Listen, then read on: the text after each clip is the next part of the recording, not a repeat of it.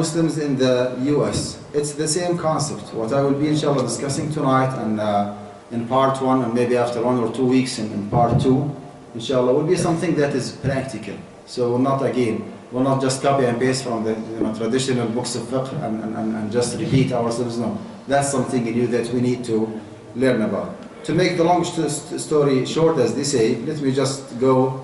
I will skip the virtue of paying zakat al-mal, consequences of failing in paying zakat al-mal, why Allah subhanahu wa ta'ala prescribed zakah. Those are the minutes that we will be discussing. Just want to save your time. Take a look. Okay. Let me start with substituting zakah by taxes. The fact that you pay tax has absolutely nothing to do with the fact that you are a Muslim who have to pay zakat al-mal. Zakat al-mal is a religious obligation. Whether you live in the US or you live abroad, you have to pay zakah because of a very simple fact that you are a Muslim. So zakat al-mal is a religious obligation, while the tax that we pay to the IRS or to Uncle Sam is I would say a governmental obligation. Regardless if you deem whether you are an atheist or a Christian or a Jew or a Muslim or someone who does not have any deen, as long as you are living in the US, okay, as an American citizen, as a permanent resident, as a legal alien, then you have to pay taxes. So there is no connection between the two. And the fact that you pay tax is not sufficient, is not a substitute from paying zakat. This is a religious obligation, and this is a governmental one. Usually the recipients of or the tax money, I would say, are generally paid to enable function of the state. Every single one here pays tax, and every single one here actually benefits from the tax money that we pay in a way or another, from the financial aid, from the scholarship, from the different services that we receive from the government or from the state. We benefit from our tax money. But when it comes to zakat al-mal, usually we do not benefit from the zakah that we pay, well, obviously other than the reward that we expect from Allah subhanahu wa ta'ala. Some technical differences that we need to be aware of when it comes to calculating zakat al-mal. Zakah is paid on one's remaining wealth, okay? While tax is calculated based on the total income that you make. When you file for your tax, like income tax of 2014, usually you report the total income that you made. Is that correct? You made 70, 80 plus or minus, you just report everything. Definitely the number of your household and the other financial obligations, everything will be taken into consideration. But to start with, we go with the total income. When it comes to zakat al-mal, we do not care about the total income that you made at that year. What we care about is the remaining income, is the remaining wealth. You made $100,000 for the last year or for the year that you're going to calculate your zakat. Say for example that you already spent throughout the whole year, you spent $80,000. So the zakatable amount that is subject to zakah that you will be doing your calculation based on is how much? $20,000. Whether you made 1 million, whether you made 100,000 more or less, it doesn't make any difference. This is what we mean by zakah is paid on one's remaining wealth and total income and holding different from taxes. You can say that zakah is paid on the wealth, on the assets that you have, while tax is paid on the what? On the income. As an example, you paid zakah for a certain amount of money, 20,000 in our example, and those 20,000 stayed over until next year, cash money. Do you have to pay zakah on that money one more time? The answer is yes. The answer is yes. Unlike paying taxes. If you tax the money for 1 year, then that's it. You don't need to pay tax one more time. This is one of the technical differences that we need to take into consideration. Some other differences: in most cases, zakah is paid on or based on 2.5% zakat rate. In most cases, it does not go above 2.5%, sometimes 5%, sometimes 7.5%, sometimes 10%. Only and only in one case, it might reach 20%, which is zakatu al-rikaz, or the treasure troves. I shall explain more what does it mean. But in most cases, you go with 2.5% zakat rate. We do not have something called brackets in calculating zakat. When it comes to tax, we do have brackets, right? If you make up to 35,000, you are in the first bracket. If you jump to 35 all the way till 70, 75, then you are within, bracket 2, and on and on. When it comes to zakah, it's not the case. Again, you make 1 million, you make 1,000, you make more, you make less. I mean, there is no brackets in calculating zakat al-mal. What are the zakatable wealth? What are the different kinds of assets that if you have, you should consider paying zakah on them? We have two different, I would say, main parts or categories, if you wish. For those who are taking notes, you don't need to take any notes. The PowerPoint presentation is not copyrighted. I'll be inshallah more than happy to leave you a copy here with the Sheikh, a soft copy. You put it on the website or you send it to your email list. Don't worry, so just focus and pay attention. You will get a copy from the whole presentation. We have a personal zakatable wealth that has absolutely nothing to do with your career or with your profession. And this actually includes money on hand, regardless. How did you get the money? Obviously, when the money is a haram money, that's a different story. I'm talking about the halal money. As long as you have money, cash in hand, or you have some money in your bank account, or you have stocks, for example, in the market, or money held in retirement, a pension account, all these different categories are included in what is called the personal zakatable wealth. Everything that you have, okay, is subject to zakah as long as they fall under this category. For business people, we have a business zakatable wealth. What are the different subcategories of the business zakatable wealth? We have the trading goods. Imagine that you have a business, you have maybe a grocery store, a car dealership, a computer store, whatever the business, pharmacy, for example. Everything that is called trading goods, everything that is offered, that is served for your clients, everything that is for sale, you put it in the shelf for selling purposes, is called trading goods. That's included. Any kind of merchandise, any kind of commodity, even the inventory that you have in your store are included in the calculation of zakat al-mal. If you have any exploited assets or al-mustaghallat, like for example, if you have a taxi cab, you do not pay zakah on the actual or the market value of the vehicle itself, but you pay zakah on the revenue or the money that you make out of utilizing this car. If you have a rental property, for example, you don't have to pay zakah. You don't have to pay zakah on the market value of the property itself, but you have to pay zakah on the revenue or the money or the rent money that you make out of leasing the property. This is what we mean by the exploited assets. Like you have, for example, rental property or taxi cab or laboratory. Whatever money you generate out of running your business is subject to zakah. Agricultural products, especially for Texan Muslims, this is another category. I'm not going to touch too much on it, but it is subject to zakah. Crops from irrigated land, okay, and even non-irrigated land. Anyone has a farming business here? Working? No? I will move on. Livestock are included too. Primarily sheep, goats, cows, and buffaloes are included. And we have another category called al-rikaz, where the Prophet ﷺ said, "Al-rikazi al-khums." It is the valuables that people have buried and left long time ago. Nowadays, according to many scholars, oiling business and mining business is included. In the state of Texas, you do have the right to have your own oil well. So if you have one and you make money, then you need to pay zakah based on 20%, not 2.5%, because this is included according to many scholars, including His Eminence Sheikh Yusuf al-Qaradawi, Hafidhahullah. He mentioned that in Fiqh al-Zakah, that this is included in Zakatu al-Mustaghallat. And actually I do believe in this opinion that that is Zakatu al-Mustaghallat. Oiling and mining business, you pay zakah based on 20%. Let me just take another maybe 4 or 5 slides and I'll open them.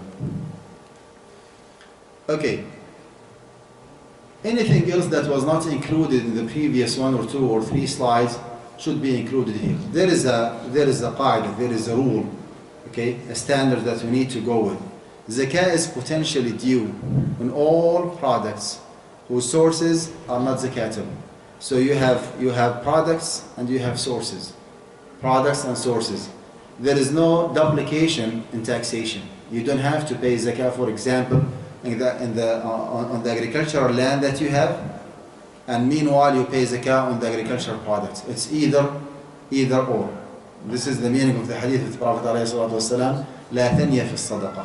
لا ثنية في الصدقة. There is no duplication in taxation or paying zakat on man. It's either or.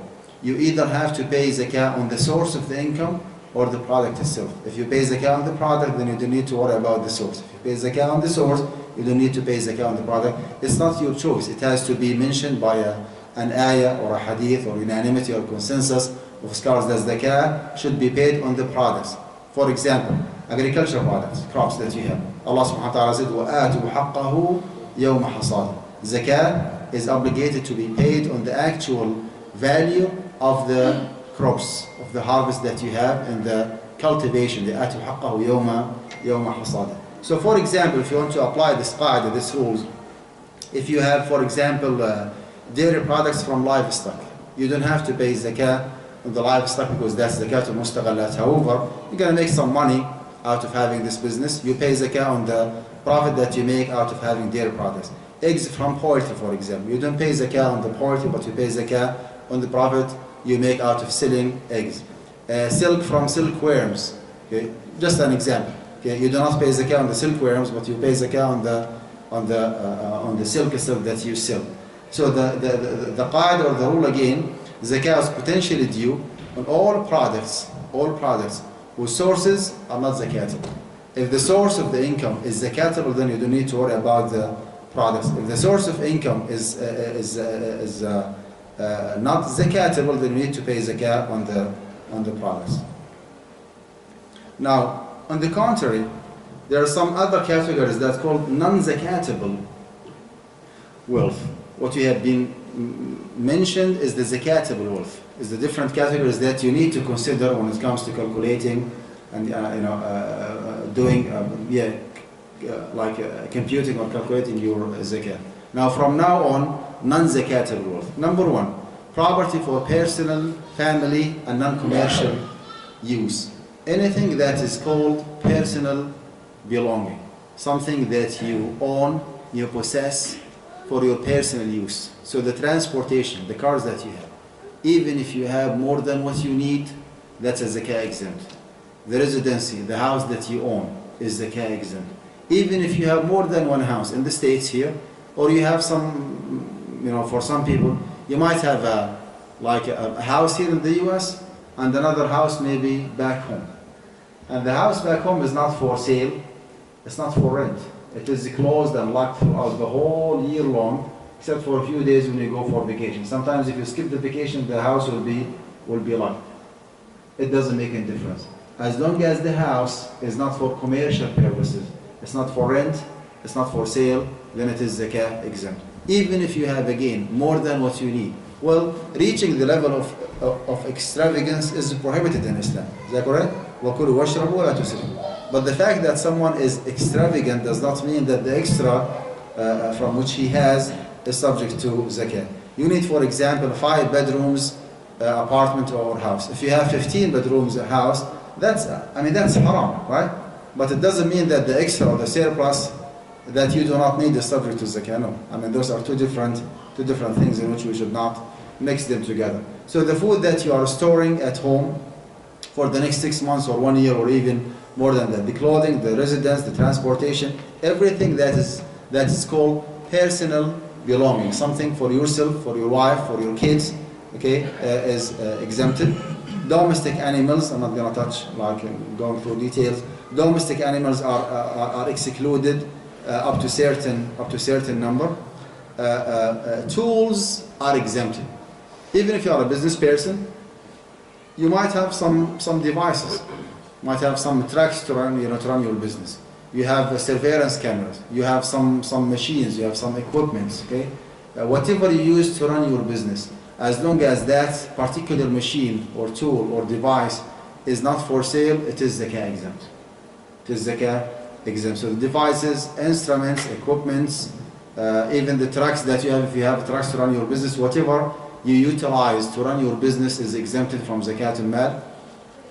The agricultural land, why it is exempted? Because the products are zakatable. So the source of income, if you still remember the qaida, are zakah exempt. Property in public trust, whatever is not called or categorized as private property. This beautiful masjid, mashallah, might worth maybe hundreds of thousands of dollars, if not even more. It's not subject to zakah because it is owned by the Muslim community, represented by the ISGH or the people in charge. Even if we have some individuals or brothers or sisters who are running the masjid, it doesn't mean that they are the owners of this property. It is a house, it's a public property, thus it is exempted. Even the designated properties for endowment. Some Islamic projects, which is a very good idea by the way, they establish endowments or waqf, like they buy a land, for example, rental property, or maybe a house or apartment, to rent it for the benefit of the project. Whatever is affiliated or counted as an endowment to support the major or the main project is also zakah exempted.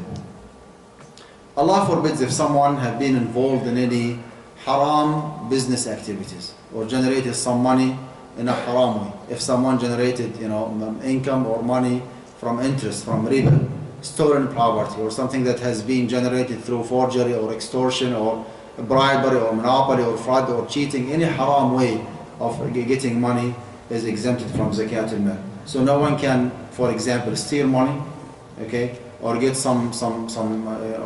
get bribed by somebody else, and in order for him to purify the money, he or she pays 2.5% from the money he gets. It doesn't go this way. Inna Allah ta'ala tayyibun la yaqbalu illa tayyiba. Allah subhanahu wa ta'ala is pure and does not accept but that which is pure. Obviously, the haram money has to be getting rid of in full. In order for you to clear your record with Allah subhanahu wa ta'ala, you have to pay it back to its original or legal owner. Some conditions that have to be met for the payer himself, like who's addressed with the zakah rules. Number one, he or she has to be a Muslim, because as we said from the beginning, this is a religious obligation. You pay it because you are a Muslim, not because you live in the US. So whenever you live, wherever you live, in any place in the world, any time, in any era, you have to pay zakat al-mal, reaching the minimum of threshold or nisab. And nisab actually is the minimum amount or volume of wealth. Like for example, the Prophet ﷺ said, لَيْسَ فِي مَا دُونَ خَمْسَةِ أَوْسُقٍ صَدَقَةٍ. If the agricultural products did not reach خَمْسَةُ أَوْسُق, which is roughly 1450 plus pounds, roughly speaking, then there is no zakah. So the threshold is the minimum amount of money, if it is money, or a minimum volume of wealth, if it is different kind of wealth. If you reach that threshold or the nisab and up, then you need to consider zakat al-mal. If what you have is less than the nisab, the threshold, then you should not worry about zakat al-mal. You can pay sadaqah, can pay donation, but you don't have to pay zakat al-mal. And remember, our topic for tonight is about zakat al-mal. We are not talking about the donation and the sadaqah that you pay every day, mashallah, whenever you get in and out the masjid, you just empty your pocket and put the change that you have in the donation box. No, I'm talking about zakat al-mal, which is one of the pillars of Islam. Do you have to pay zakah if you did not reach the nisab? The answer is absolutely no. The passage of one lunar year, in most cases, and let me just elaborate on this point. What does it mean, the passage of one lunar year? Does it mean that every single dollar that you make has to stay in your possession for one complete year in order for that dollar to be zakatable? Or what does it mean? The passage of 1 lunar year. It means that you as a zakah payer, you do not have to pay zakah more than once a year, especially if you have like a professional service, especially if you work as a professional employee like muwaddaf, you receive money. You don't have to pay zakah every single month like some brothers and sisters do. They deduct 2.5% from each check. I mean, you can do that, but the question here, do you have to do that? The answer is no. So the passage of 1 lunar year means that once you reach the Nisab, the threshold, say for example the Nisab actually is 85 grams of gold, is that correct? So say for example that the gram of gold worth $40. So 40 times 85 equals 3,700, is that correct? 3,700. So if you have $3,700 and up, then your hawl, I would say the zakah fiscal year already started. Once you accumulate, once you constitute a nisab threshold, from that point, from that day on, you need to calculate zakat al-mal. Okay? Back to the point. The passage of 1 lunar year means that you wait until 1 complete lunar year. By the way, we do not go with the Gregorian calendar, we go with the lunar one. There is difference of how many days? 11. 11? Yeah, 10, 11 days. So to be more accurate, you need to go with the lunar calendar, not with the Gregorian one. Once the 1 complete year already passed, then you need to calculate your zakah and pay it. But it doesn't mean that every single dollar that you make throughout the whole year has to stay in your possession for 1 complete year. This is one of the misconceptions or misunderstanding that some brothers and sisters have. I'll give you an example. You, as I said, you provide or you have a professional service. You work as a consultant, as a medical doctor, you have your own practice, as an engineer, as a CPA, as a lawyer, as whatever the profession might be. And sometimes you receive money from your clients, sometimes on a daily basis. You make money every day. Every single day you have some clients, some of them are on payment plan, installment, they pay you money. So in one day, okay, like 2 days ago, for example, you made $1,000, and yesterday you made only $25, and today you made $750. If you want to go with the literal understanding of the passage of 1 lunar year, it means that you have to keep track of every single dollar that you make. You have to make sure that the $1,000 that you made 2 days ago are staying in your possession for 1 complete year, and then the $25 that you made yesterday are staying in your possession for 1 complete year, and the $1,000 that you made today, the same. You're going to end up with what? You're going to end up with having 365 like zakah due date, which is close to impossible. It is impossible. So the passage of 1 lunar year, it means that, very simple, once you accumulate, constitute a nisab, this is the zakah due date. This is the zakah due date. From that time, you just mark your calendar. This is the day in which I constituted a nisab. Okay, wait for 1 complete year, all the way, until you get back to the same day. Say for example, Safar 15 of 1435. In Safar 1436, if you still have a nisab and more, then you pay zakah.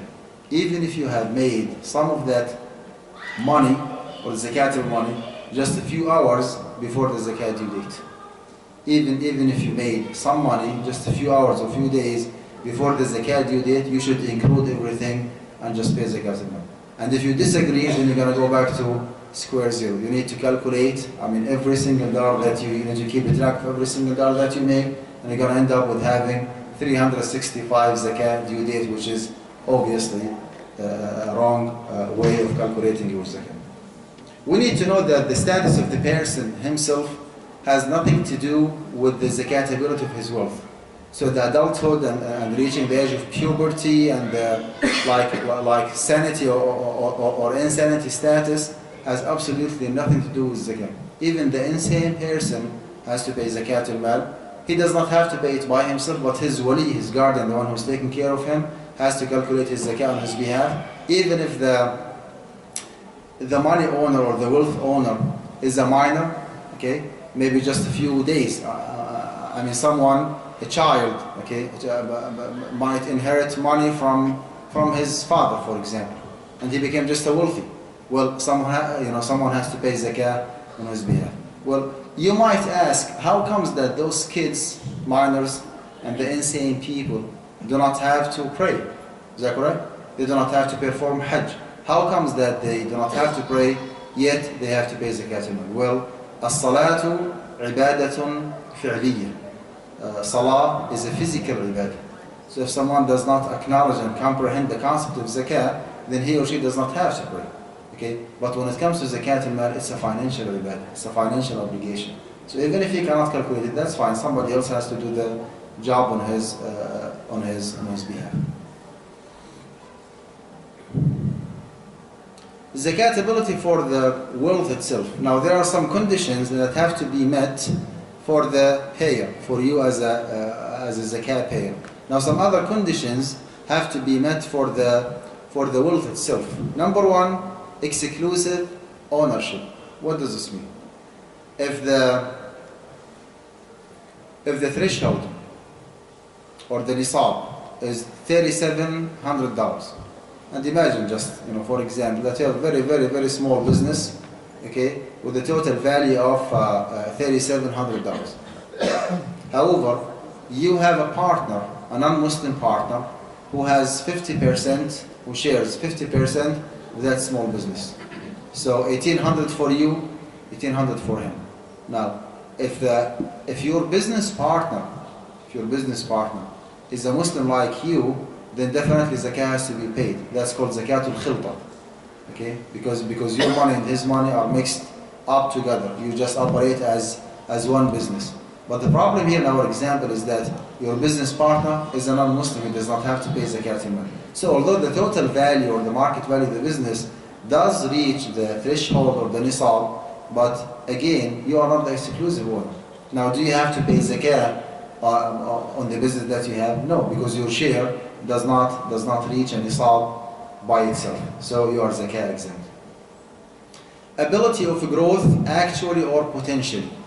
Actually, when you are actually making money, potentially when the wealth or the kind of wealth that you have is a growable one, yet you have chosen not to invest your money. I'll give you an example. You have a house for residential purposes. Your house is exempted, is that correct? Because you use it for yourself. So you move to a different place and you put a sign for rent. As long as the house is vacant, is not rented, is not leased to others, then there is no zakah. Because the same house who was zakah exempt became an exploited asset. Once it is occupied, rented by a tenant, and you start receiving money, then you pay zakah on what? On the rental money, on the money that you make, on the revenue. Okay? So you rented the house for maybe 2 or 3 years, and then you change your mind. You just remove the for rent sign and you put for sale. The same house. From that time on, once the house is in the market, then you have to pay zakah on what? On the market value of the house itself. You see, the exact house, the same house. In one case, it's zakah exempt. In another case, you pay zakah on what? On the revenue that you make out of renting it. And in the third case, you pay zakah on the whole market value of the house. Because in the third case, in the third scenario, the house itself became like a commodity. It's something for sale. It's exactly like the groceries that you have in your grocery store. Everything is for sale. Everything is zakatable. So this is an example of ability of growth, potential ability of growth. The same house is not a potential, is not a growable asset because this is for residential purposes, and then it became a potential growable asset if it is for rent, and then it became growable, a real actual growable asset that makes money if you put it for sale. This is one example. Other example. You have money. You have $100,000, and you don't have the energy, or the desire of investing your money. Well, it's your choice. That's fine. You don't want to invest, it's up to you. But the zakah will keep devouring the money, okay, until you reach to a point in which the zakah has consumed the whole money, obviously until you reach the nisab. Once you go beyond the nisab, then it's stopped. So just think about it this way. If you have $100,000 and you choose not to invest the money, okay, within 40 years, if you keep paying zakah based on 2.5%, what will happen? You're going to go almost to zero. Almost to zero. So it's your choice. The money that you have is an actually growable asset. It's cash money. If you choose to invest it, you're going to make money. If you choose otherwise, it's up to you. The money will be consumed by the zakah.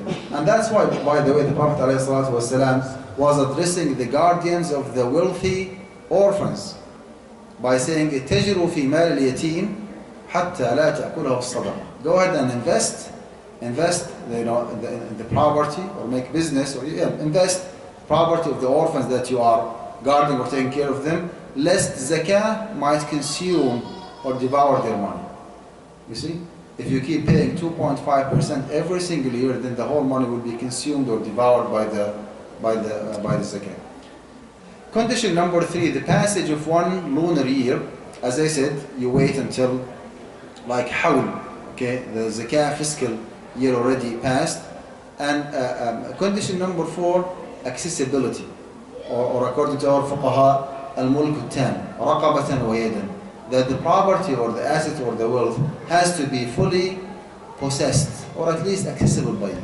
So if you have some assets, even if it is a growable asset, like for example, if you have maybe individual retirement account or 401k, okay, or stocks, or maybe halal annuity account, if you have halal annuity, well, you don't have to pay zakah on the total amount that you have, especially when it comes to your 401k. Well, your 401k is zakatable, subject to zakah, but you don't have to pay zakah on full, because on the total amount, I'm sorry, because you do not have an access to the full amount that you have.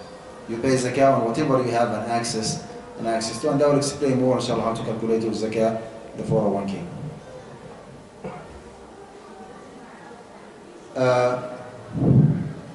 Threshold versus poverty line.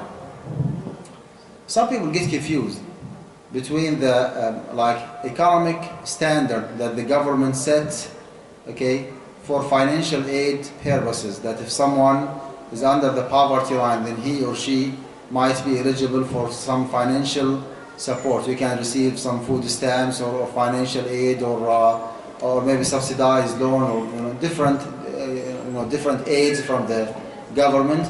And if you have more than or if you are above the poverty line, then you cannot get any of the aforementioned different financial support. Well, this has absolutely nothing to do with having the nisab or the threshold. In other words, you might be under the poverty line, yet you are a zakah payer, and in some cases you might be way above the poverty line, yet you might be an eligible zakah recipient. I'll give you an example. If you are under the poverty line and you have 40 sheep or goat, do you have to pay zakah on them or not? Well, you have to.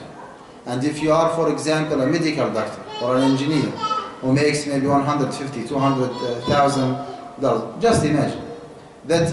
Meanwhile, well, obviously you are way above the poverty line. Is that correct? But if you have 2 or 3 college students who attend like prestigious, colleges, and you can barely afford for their tuition fees, sometimes even you cannot even afford paying their tuition fees, does this mean that you are an eligible zakah recipient? The answer is yes.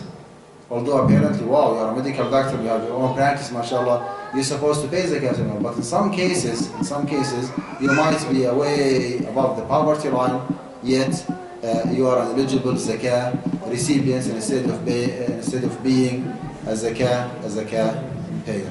I think this is like a good topic to start on, Sheikh Yahya, combining assets to reach nisab. Let me open the floor for question and answer from within what we have discussed, inshallah. And if you invite me again, okay, Okay, if you want me to come back again, just give me a smile. I'll come again, inshallah. So maybe after 1 or 2 weeks, inshallah, I will arrange with Sheikh and brother Ayman, inshallah, and we'll do part 2. It will not take us more than 1 hour, inshallah, 1 hour and a half to finish part 2. You want to take care of the questions or can you please tell us the difference between zakat nisab using silver instead of gold and